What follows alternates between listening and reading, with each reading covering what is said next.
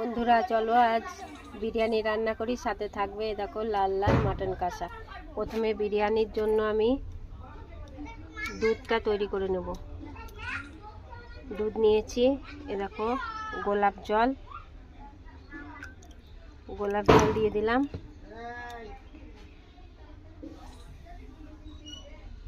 এ দেখো কেওড়া জল দিলাম খানিকটা। আর এই যে মিঠা আতরটা দিয়ে দেব, দিয়ে এটাকে ভালো করে মিশিয়ে নেব।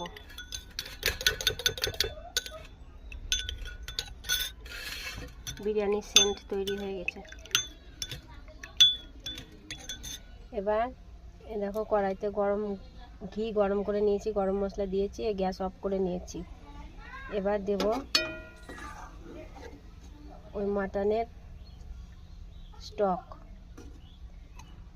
মাটন কষার থেকে তেল আর সামান্য ঝোল তুলে দিয়ে দেব।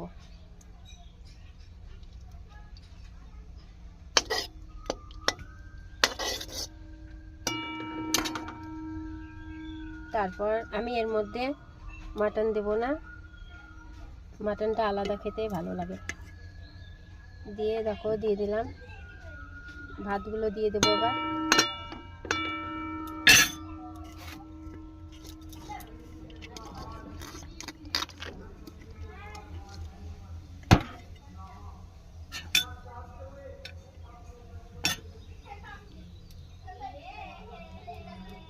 ভাতটা দিয়ে একটু ছড়িয়ে দিলাম।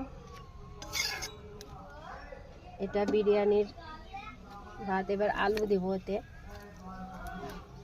আলুগুলো দিয়ে দিলাম।